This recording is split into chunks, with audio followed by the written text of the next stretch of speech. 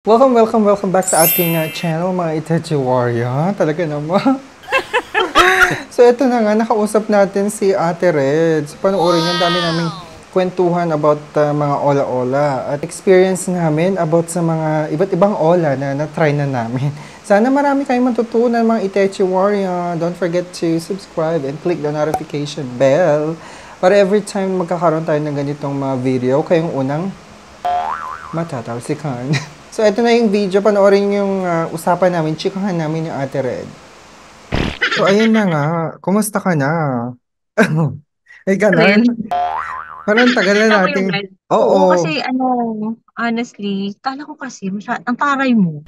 Parang akala ko sa mga vlogs, palagi ka lang may inaaway. Kaya sabi ko parang, di ko carry yung ganito. hindi naman. Alam mo naman, naging ano din tayo. Naging victim din ako ng mga ola na yan. Mga harassment na yan, hindi ba? So, yun yung ipinaglalaban ko din talaga. Hindi ko naman expected or talagang maging ganito ako. Maging ganito talaga. Hindi maging vlogger, 'di ba? Wala sa ano talaga plano 'yon. So ang nangyari is I use the platform to voice out my ano talaga. May alam mo na yung hinaing sa mga ola nung 2018. So I started yung nagkaroon ako ng mga ola na yun nung 2018 pa lang. So sabi ko, oo. Tapos nakita nga kita one time sa feed ko sa YouTube mismo na bigla ka na nag-pop up din sa aking feed. So, from there, napanood kita and then, parang nagvo-voice out ka na nga about dun sa Pondo-Pondo Peso na yan. So, from there, Mm. pinalo na rin kita. Silent follower na ako that time. Sabi ko, hindi pala ako nag-iisa. Hmm. Ano kasi, yung sa akin kasi, given my schedule, I'm not the type na, it's like, wala akong time. Like, alam ko yung iba, mas gusto nila yung sama-sama, grupo-grupo, na pinaglalaban yung isang cause. Yung sa akin kasi wala lang talaga akong time. Kaya yung approach ko is, paano ko ba to susolusyonan on my own? Siyempre, di ba siyempre, tinatago ko dati na may utang ako sa asawa ko. Correct. Tinatago ko siya na nga yung ginagamit kong reference, di ko pa sinasabi sa kanya. Di ba? So, Mm. yun. So, yung nag-start talaga yun sa Atome, Ay, yung sa Atome. na Oo. sa Atome. Tapos, yun, nakilala ko yung si Podo Peso. Tapos, dumami ng dumami. To the point na parang, Mm. okay si Atome sana. Kasi malaki yung kaltas. Pero hindi sila katulad ng mga Ola Subong, sorry. Nag-Ilonggo. Mga Ola ngayon na sobra na talaga sila. Like, ano na, hindi na sila, kalukuhan na talaga yung Oo, drama nila. nakakatawa na talaga sila eh. Ako naman, I started Tala. 'Di ba? 2018 kasi mga ganong panahon, si Tala pa lang yung parang naunang ano eh. What I remember na unang parang online lending na legit, 'di ba? So, good payer ako hanggang sa nakilala ko na rin sina cash lending. Nakakatawa. Yung peso, yung cash lending wala na eh. Tapos, sabi ko, ala, grabe naman tong si Tala. Okay naman pala to. Sabi ko ganun. Kasi ang liit ng interest, aside from maliit ang interest, never akong naka-experience ng mga makataong paniningil ng jutang, hindi ba? Tapos, well, hindi naman ako, wala naman akong any late payment or bad record sa Tala. Hanggang nung ano na, nakilala ko na tong si isang Ola, si Cash Lending, Fast Cash, tapos hanggang sa patuloy. So, ang nangyari na lang, yung Tala, naging tapal-tapal ko na lang. So, alam mo yon nadamay na si Tala sa lahat ng ano ko. So, hanggang ngayon din ako pinapajutang ni Tala. Kasi nga may bad record na ako Parehas sa tayo. kanya. Parehas tayo. Mm. When I check my credit Okay. report last year, nandun siya. Hindi pa rin siya tatagal. Mm. Doon na ano ko na yon na fully paid na ako noon. Nakausap ko ng collection and everything. Tapos pag-check ko ng credit report ko kasi meron tayong way para ma-check din sa ano no, sa lista. Pag-check ko, may Oo. 100 pesos pa akong overdue. Ano to? Sabi ko, nakaka... Ganon. Mm-mm. Yun. Kaya yung sa akin naman is, alam ko, yung iba yung sinusulong talaga na fight, fight, fight for ano. Yung sa akin naman kasi, like, I don't have time for that kasi may autism yung anak ko. So, yung time ko talaga is parang may sarili kaming mundo. Pero kaya yung Mm. 'pag may problems kami, especially financial, kami lang talaga yung nagfe-face niyan. So actually bago ko nakilala yan si Tala, yun yung pinaka-first ko, si Atome. Mm. Alam ko Tapos din yan na-shock sa Atomy, ako. na-try ko din yan. Oo, na-shock ako kasi ganito pala 'pag online lending, laki ng kinakaltas. Tapos lumaki siya ng lumaki. At yun nakilala ko si Pondo Peso kasi kailangan ko may pangtapa. Mm. And gano'n naman yung nangyari, lumaki naman. Tapos saka ko pa nakilala si Tala. At doon ako na-shock kasi sabi, hala, may online loan app pala na yun o mas okay. Ba't ngayon ko lang 'to nakilala? Ayun, Correct. tapos nakilala ko si Kasialo. Ewan ko nangyari kay Kasialo, good payer ako. Wala akong problema, ba't ayaw na akong i-approve? Since nung na ano na nagkaroon ng data breach, hindi ko na siya inano. Hindi na ako jumutang sa kanya. Kaloka. Yun yung nangyari sa akin. Alam mo, nung tapos ng data breach nila, doon na ako hindi na-approve. Kaya napraning ako kasi baka may gumagamit na ng Oo. info ko. Di ba nakakatakot yung ganun? Kaya binlog ko talaga si Kasialo, na bad trip ako sa kanya. Bumaba pa yung Para, loan amount. oo, tapos yun, pero sabi ko, ba't ganun? Isa siya dati sa mga okay, sila ni Oo. Tala. So nakilala ko si Tala, nakilala ko si Kasialo, parang di pa rin ako na-content. Kasi 'di ba, the temptation is Totoo. there. Kasi easy access eh, 'di ba? Mm. Tapos yung ano ko pa eh, Ang plus bilis pa, eh. nag-ano na lang naman kami. Nag-start ako magkaroon ng parang naging super super tight yung budget nung na-diagnose na may autism yung anak ko. Mm. Tapos, pasensya na talaga kasi naka-record yung itsura ko parang hindi na tao. Ang dami, Diyos ko. Ang aga-aga pang haggard-haggard ko na. Okay Busy. Kasi lang. sa Monday yung libing. So, yun. Sa Monday na. So, marami kami naayos ngayon. Anyway, so going back, yun. Nagkaroon ng additional expense bali sa buhay namin yung therapy. Siyempre, kapag magulang ka, gagawin mo yung lahat para sa anak mo, di ba? Mm. And yung therapy niya was like 20,000 a month. Laki eh. So, My gosh. kung hindi yan nadagdag, okay, okay na rin sana. We get by. Wala lang extra para sa mga ano. Pero, okay, okay kami sana. And Mm. then, so yun, nag-start mag-therapy. Part-time lang ako dati kasi hindi naman ako full-time sa client ko. Tapos kakasimula rin ng husband ko sa client niya. So medyo mababa pa yung monthly rate niya. Ay, yung hourly rate niya. Kasi every year yan tumataas eh. Mm. So kaya yun, dun ako nauwi sa mga OLA. Kasi nagkaroon kami ng Mm. extra expense na hindi ko alam. Magkakaroon pa Oo, pala may ng additional, oo, more expense. Kasi pag malaki, unexpected na. oo. So, after Tala and Kasyalo, naku Mare, sana dun pa lang nag-stop ka na. Nung nakilala mo na yung mga makataong mga loan apps. Kaso yung feeling na ang sayang ng pera ko, binayad ko sa loan app. Parang ayoko, sige, reloan tayo. Yung ganun. Trap talaga sa Totoo, it's nakilala. a trap, no? Yung Tsaka, peso milyo. Yun. mm, tapos Ewan, alam mo yung feeling na ang saya-saya mo, yung ang saya-saya ko, wag na, congratulations, sure. Di ba? Nagigilty ako dyan. Kasi nung na-realize ko, yung mga ganitong panahon, nung nagka-pandemic, talagang drama-drama akira. Tapos sabi ko, ala, saan na napupunta yung sahod ko? Sabi ko gano'n. Siyempre, from call center, I mean, nagtatrabaho ko that time sa BPO, sa call centers. I'm sure ikaw din, di ba? Nag-ano ka din? Nag-call center ka din? matagal na. 2011 pa ako nag-stop sa ano. Ah, okay. So, Kasi doon sa din akin ako naman, nawala ng, sorry ha, na di na ako, na umalis yung pinaka-last kong yaya. Tapos sabi ko, hindi na ako kukuha ng yaya. Pag nag-absent sila, yung ending, na-absent din ako sa trabaho. Kaya stop na muna ako mang-work. Ako na lang yung magbabantay ng bata. Asawa ko na lang magtatrabaho. So yun, oh, doon ako din nag-start na online-online na lang talaga. Online jobs na lang talaga. ay, Kasi hindi oo, naman yun correct. hindi naman yun fixed. Minsan, okay, minsan hindi. So, yun. So, ang hirap din talaga nung, alam mo yung praning ako kasi nung pa-pandemic na 2019, so parang February, March, ganon. Hindi, 2020 ba yun? Yung nag-lockdown. Every time nasasakay na ako ng jeep papuntang work, alam mo yung titignan ko, yung katabi ko, kung yung lanyard niya, yung ID niya, wala, call center yata to, baka may collection agent ng ng ganitong all. So, yun, napapraning na ako kasi, yun nga, 1 week akong hindi lumabas ng bahay because of that threat coming from cash lending. na inaabangan na daw ako. Ganyan-ganyan. Tapos tatawagan daw yung boss ko, ganyan-ganyan. Tapos sabi, ako naman, lungkot-lungkutan na ako. So parang hindi na ako kumakain, ganyan. So parang nakakulong na lang ako sa kwarto. Tulog ko na lang, mawawala din. Tapos hindi ko na lang pinapansin yung ano. Tapos ang hirap, ako lang mag-isa. Hindi, wala akong pinagsasabihan.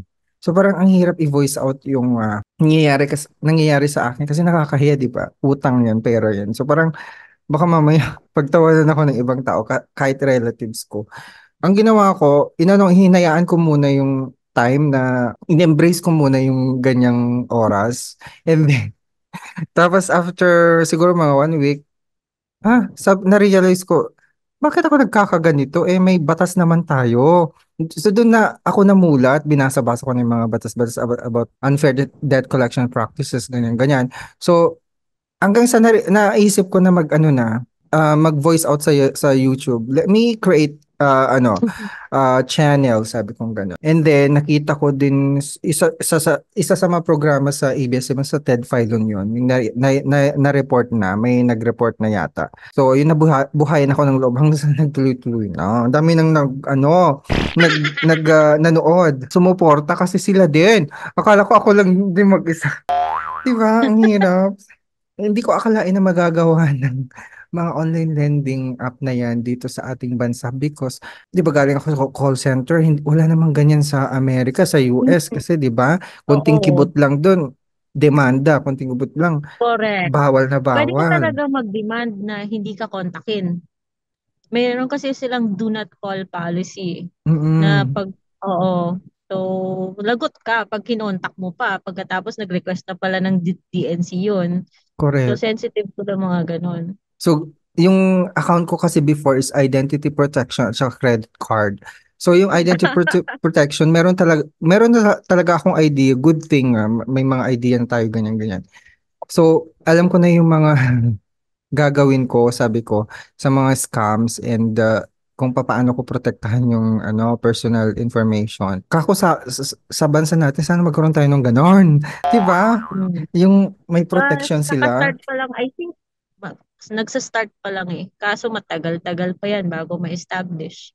Correct. Feeling Kasi ko. yung sa nagkaroon na nga tayo ng credit score Credit. na yan. Yan. Oo. Mm-mm. 'Di So ba? ito ha, yung akin yung direction naman ng channel ko is wala naman kasi akong against dyan sa mga groups na naglalaban sa OLA, yung ganito. Pero yung akin, coming from someone na wala talagang time na Mm-mm. I always concentrate on anong magagawa ko to fix this issue, especially yung time na ako sa OLA, yung point ko talaga is ayoko talaga malaman ng asawa ko na sumali ako sa mga ganyan. So pag may tinatago ka, 'di ba, doble doble effort 'yun sa So hindi pwedeng Mm-mm. pakita na na-depress ako, hindi pwedeng pakita na may problema ako. Tapos dahil online job ako, so kung ano-ano na mga contracts yung pinag-take ko para lang may pambayad ng utang. So nag-wonder siya kung bakit 4 hours lang naman yung shift nito, ba't nasa computer pa to? Kasi may mga side gigs pa ako kasi kailangan ko talaga pambayad ng utang. Otherwise, siya yung matatawagan pag hindi ako nakabayad, 'di ba? Mm-mm. So, and then, yung na-learn ko, sakitala ko rin kasi ito na-learn, yung may natanggap akong email na nagre-report siya sa CIC. Doon ko talaga kay Tala natutunan na meron pala tayong tinatawag na CIC na pag naging good payer ka, magiging okay yung credit history mo, eventually makakalapit ka sa mga bangko, sa credit cards, sa mga ganun. Nabuhayan ako ng loob. Kasi may credit card ako dati na cancel. Mm. And since then, hindi na ako pwedeng magkaroon ulit ng credit card. Hindi na ako lumapit sa bangko sa buti na nga lang na-approve pa ako sa home credit. And then doon na-realize ko rin na si home credit, may mga loan platforms talaga nagre-report sa CIC. So, yun. So, after many, many years na pinalagaan ko yung aking credit standing, ayun, happy ako. Kasi nung 2018 yata, na-approve na ako sa car loan. Wow, Sabi ko, oh, congratulations. Sana okay. all. Okay na. Pero yung asawa ko kasi napaka-practical na tao. Alam mo, yung kami, tayo mga babae kasi more, yung emotional Mm. tayo sa decisions, 'di ba? Correct. Yung parang isip mo, magkakaroon ako ng car loan, kaya ko yung monthly, magtatrabaho ako more sa online jobs. Pero alam mo na hindi stable yon, 'di ba? 'Di ba gaga ka? Alam mo na hindi stable Mm. pagkatapos just because feeling mo kaya. Sabi niya, wag, too early pa. Okay, sabi ko, tampu-tampuhan. So hindi ko tinik yung ganon. And then nagka-COVID, tama pala siya. Kasi yung 'Di nagka-COVID, ba? Nasa tamang oo, kasi panahon lang talaga. So, pero nung nag-COVID naman, yun, di ako nakabayad kay Tala. Kasi hindi ako marunong gumamit ng GCash that time. Pag nagbabayad talaga 7-Eleven talaga ako. Wala akong GCash. Later na. Ah. Tapos, yun, kay isa pa. Hindi na si Tala, si One Hand. Yun, paborito ko yung Eh, hindi ko person na na na-try yan. si One Hand. Sabi ko, Hindi tama ako na, nakabayad. ayoko na. Sabi ko, Na-try ko siya. Nag-report sa CIC, lumabas na may negative occurrence ah, ako kasi yun nga, di ako delinquent. So, nung after COVID, na-regular na ako sa work ko. In-increase na ginawa kasi yung client ko matagal na talaga yun, ang bait-bait niya eh.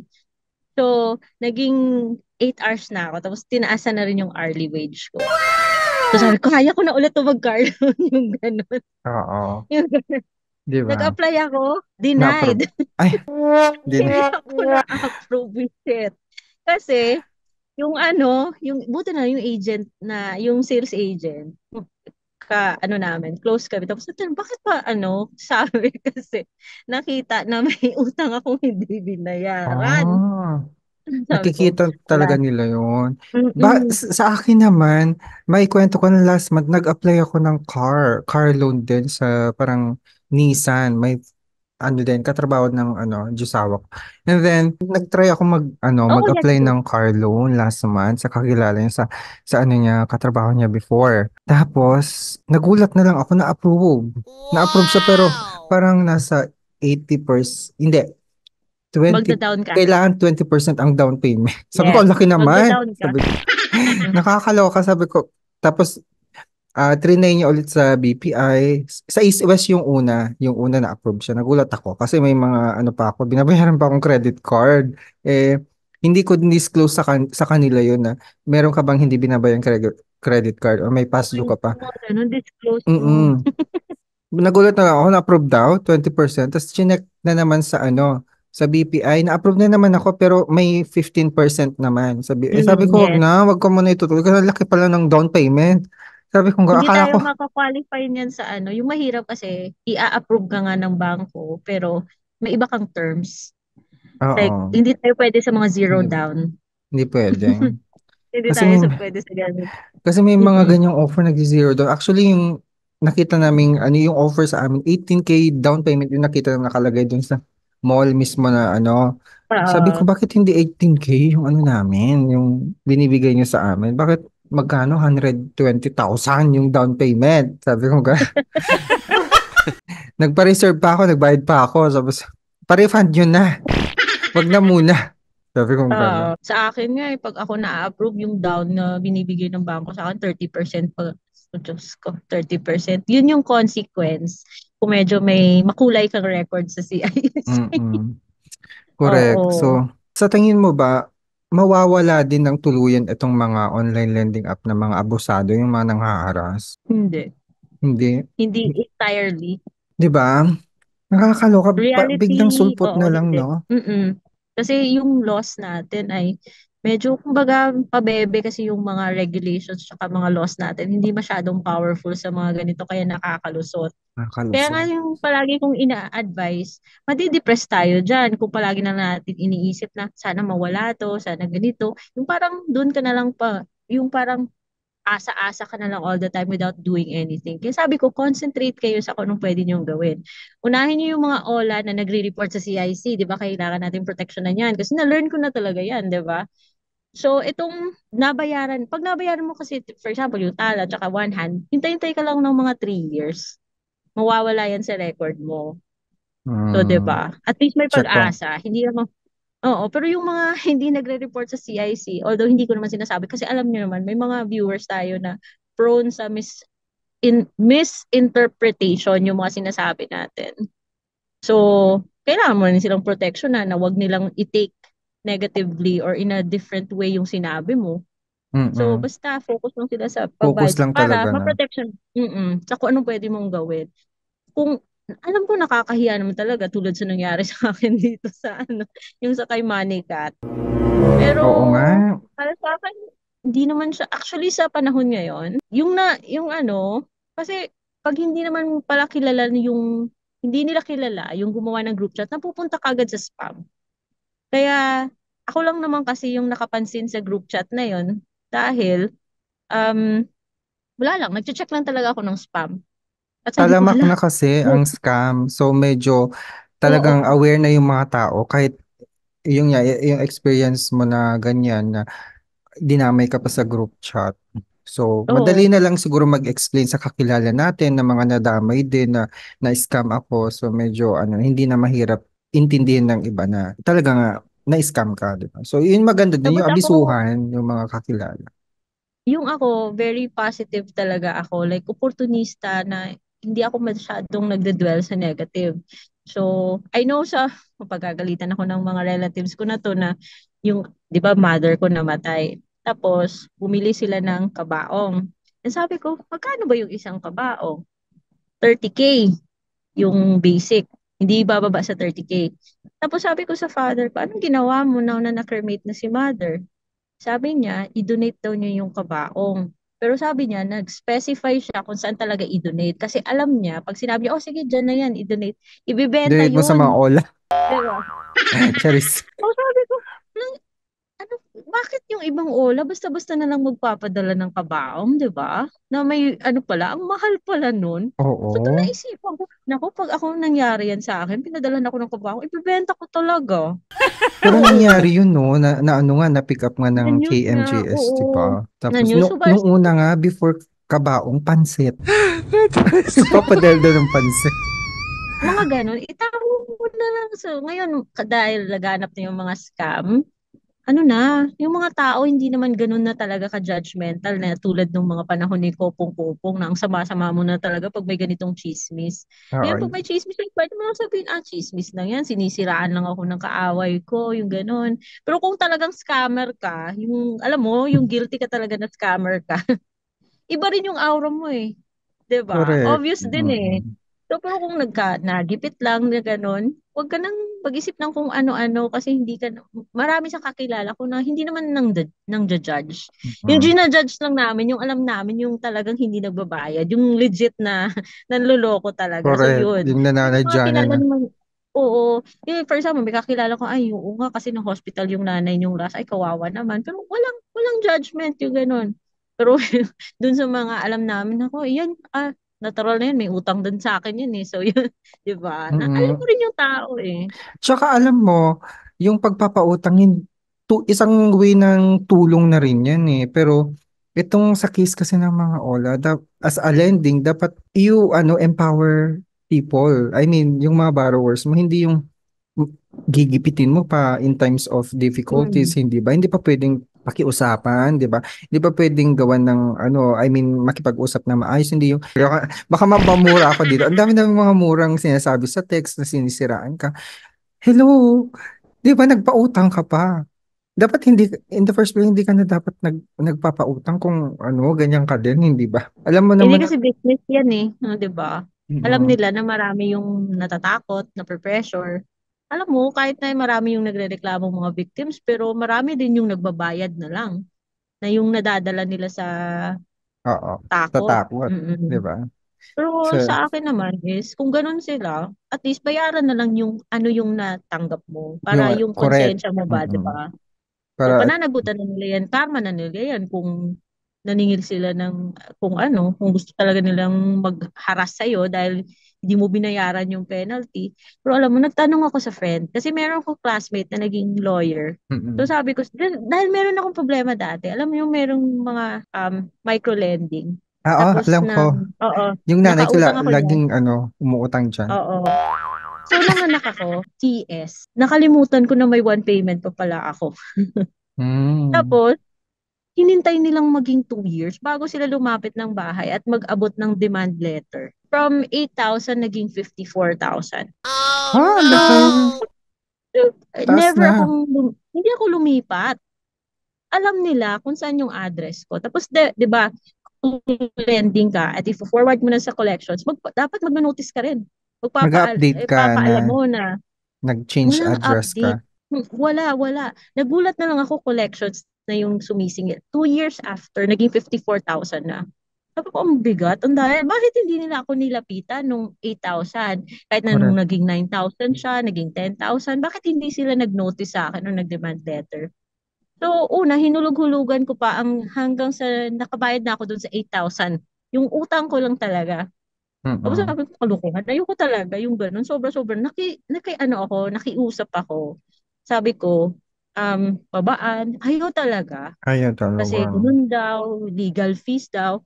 So, nagtanong na ako sa friend ko. Idedemanda daw ako kung hindi ko nabayaran yung 50K. Sabi ng friend ko, hayaan mo, sige. Sige, go lang. Mas mabuti nga Mas yan na may summon ka na sa court kasi magiging 3% per year yung correct. Bababaan penalty. nila. Mas maganda nga daw yun eh. May question So, pala ako. Di ba nabanggit mo kanina about dun sa mga group-group na yan na fighting against online lending apps, harassment, ganyan-ganyan.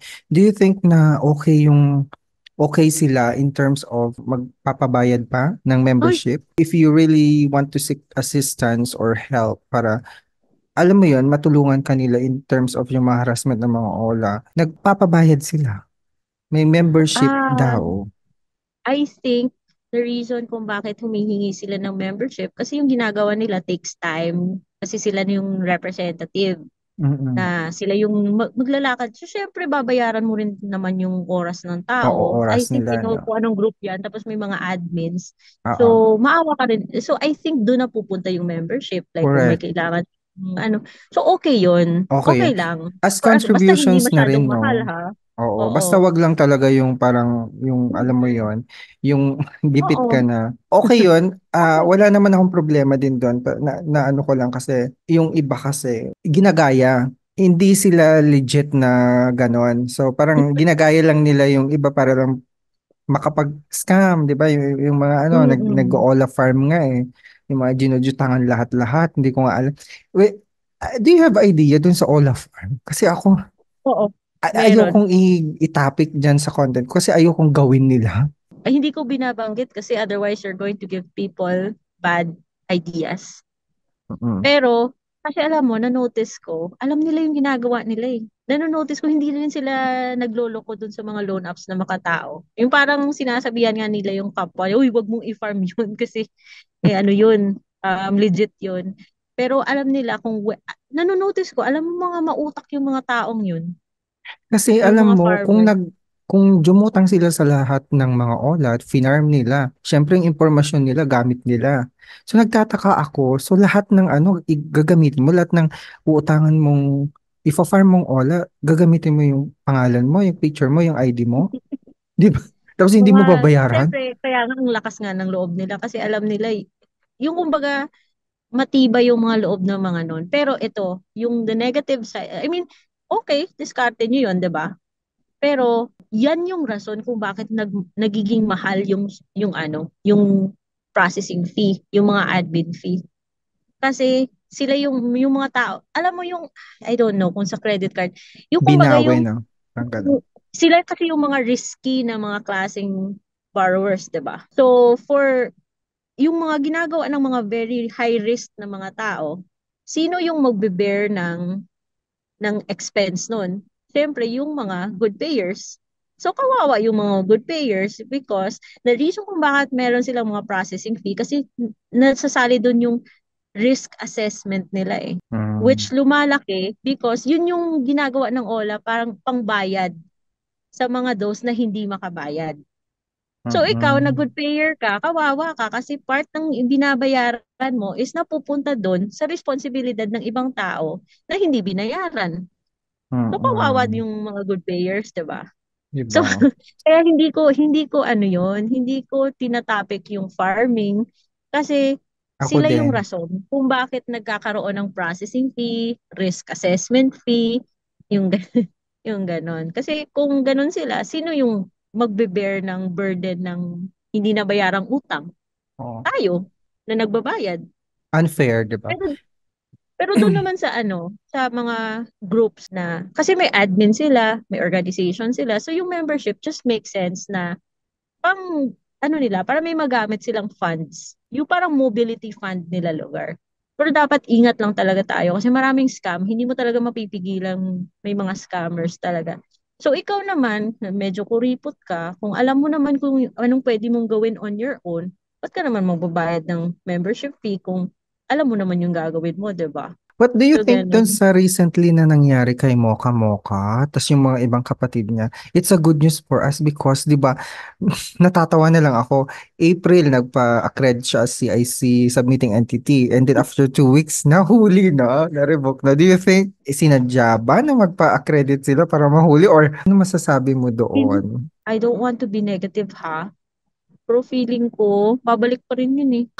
It's like, may ibang entity lang yung bibili sa company nila. Notice Or mo, nung lumabas yung, magpapalit pangalan?